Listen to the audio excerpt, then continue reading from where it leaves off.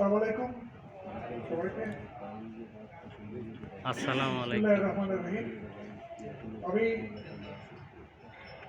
আজকে এই ঈদুল আজহার উপলক্ষে আলোচনা সভার সম্মানিত সভাপতি রেজবি মোহাম্মদ বশর হোসেন ভূঁইয়া, সভাপতি ঢাকা মহানগর রিজভিয়ার শরীফ, এবং আজকের এই ঈদুল আজহার আলোচনার উদ্বোধন করেছেন পীরের তরিকাত শাহসুফি পীরজাদা আল্লামা ফজলুল আমিন রেজভি সাহেব, এবং উপস্থিত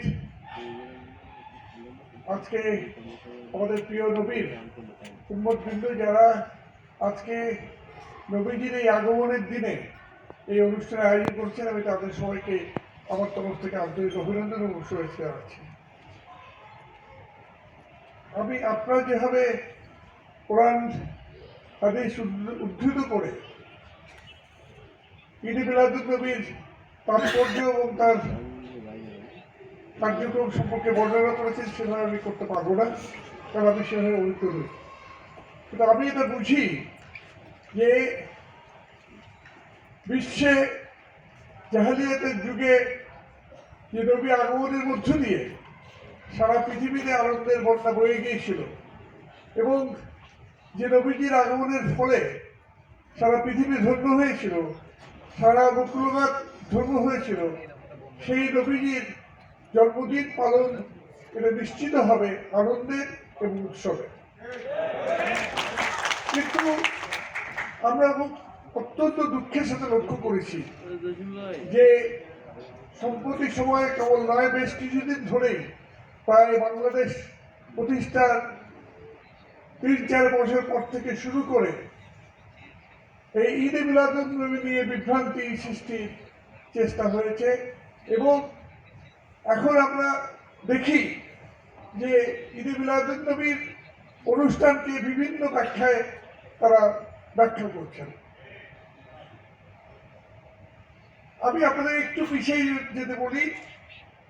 বাংলাদেশ পূর্ববর্তীকালে কিন্তু আমরা কখনো এই ধরনের পরিস্থিতির সম্মুখীন হইনি, যদিও তখনও প্রচেষ্টা ছিল।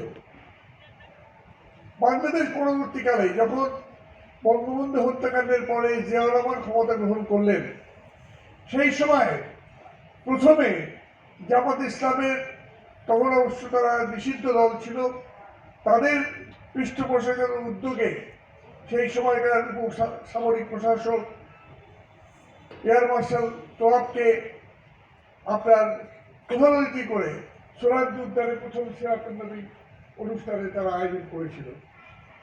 আবার এখনো মনে আছে বলতুম জনতা মোল্লা ভাসানী, তিনি যখন অসুস্থ অবস্থায় পিজি হাসপাতালে তিনি শয্যাশায়ী ছিলেন, এখান থেকে তিনি এক কঠিন বিবৃতি দিয়ে সেদিন সেই যে প্রচেষ্টা, এবং সেইখানে পাকিস্তানি পতাকা উত্তোলনের ব্যবস্থা করা হয়েছিল, এবং সেইখানে সেই কঠিন বিবৃতি প্রদানের পরে শেষ পর্যন্ত জিয়াউর রহমান বাধ্য হয়েছিল সেই সিরাতুন নবী মজলিস আপনার বাতিল করতে।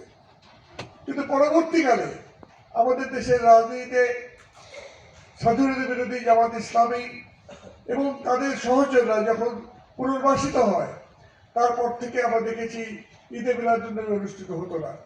আমরা ইসলামিক ফাউন্ডেশনে দেখতাম, আমি আজকে জিজ্ঞেস করলাম যেটা কি আপনি ঈদে মিলাদুন নবী করছেন নাকি সিরাতুন নবী করছেন, আমি এটা জিজ্ঞেস করলাম, কারণ আমি দেখতাম যে ধারাবাহিকভাবে সিরাতুন নবী অনুষ্ঠিত হচ্ছে। সম্প্রতি সময়কালে আমি আনন্দিত যে রিজভিয়া শরীফের উদ্যোগে কেমন নয়, আজকে আহলে সুন্নাত জামাতের বিভিন্ন উদ্যোগে এবং সকলের প্রচেষ্টায় সারা দেশ জুড়ে এখন ঈদে মিলাদুন নবী অনুষ্ঠিত হচ্ছে। আমি আমার নিজের অভিজ্ঞতার কথা বলতে চাই।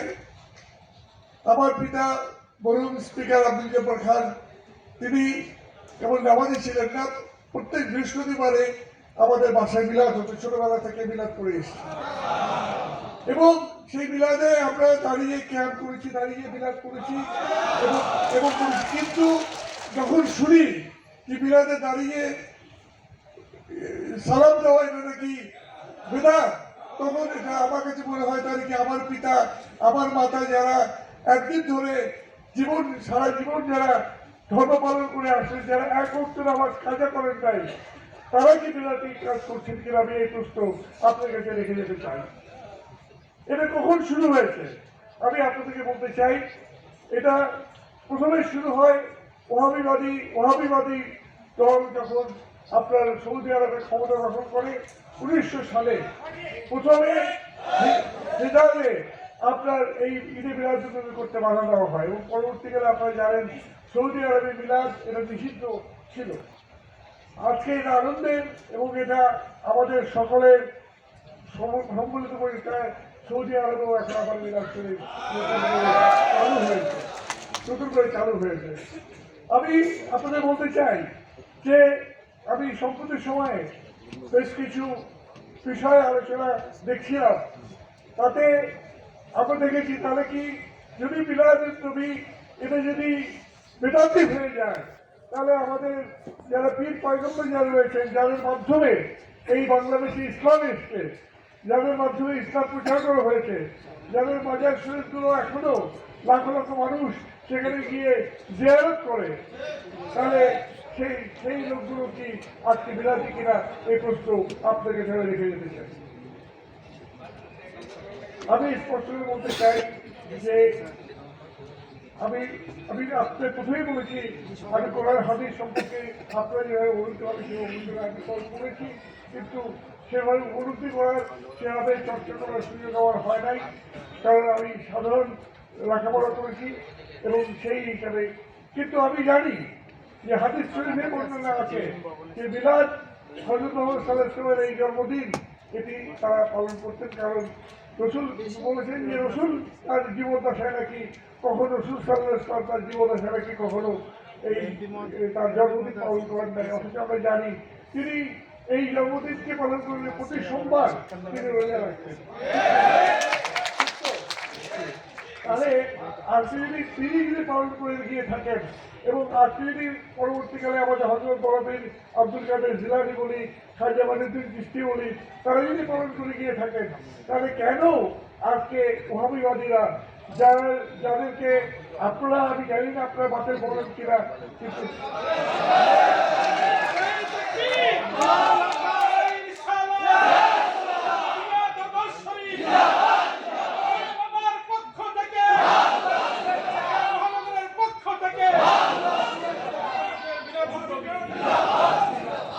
আমি আপনাদেরকে কথা বলবো যে আজকাল কোনো কথা বললে বেদাত বলা হয় না, রাস্তাই বলা।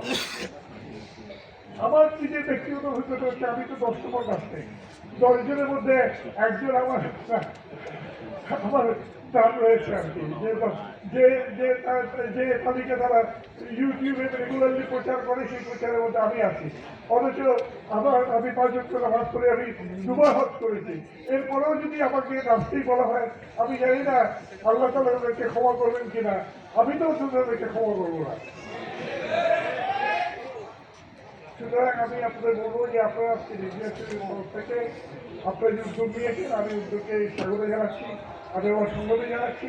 আমি মনে করি যে আপনাদের প্রচেষ্টায় সকলের প্রচেষ্টা মিলে আবার বাংলাদেশে সেই আমাদের সুন্দর খবর নয়, আজকে সুবিবাদী যে দর্শন যার মধ্য দিয়ে ইসলাম এদেশে প্রসারিত হয়েছে, প্রচারিত হয়েছে, এদেশের যারা হাজার হাজার ভিন্ন ধর্মের লোক যারা ইসলামে নিজেদের ধর্মান্তরিত হয়েছে এবং যাদের পারস্পরিক বংশধর হিসেবে আমরা রয়েছি আজকে সেখানে এই দিবারাত্রি নবী আজকে আরো শান শওকতে আরো সুন্দরভাবে আরো বিস্তৃত হবে, প্রসারিত হবে, এটা উদযাপিত হবে এই আশাবাদই ব্যক্ত করছি। আপনারা আমাকে দাওয়াত করছেন, এই জন্য আমার ধন্যবাদ এবং কৃতজ্ঞতা। আমার আরেকটি আপনাদের মধ্যে আরেকটি দাওয়াতে আমাকে যেতে হবে, আমি তাই আপনাদের কাছ থেকে বিদায় দিচ্ছি। আসসালামু আলাইকুম রহমতুল্লাহ।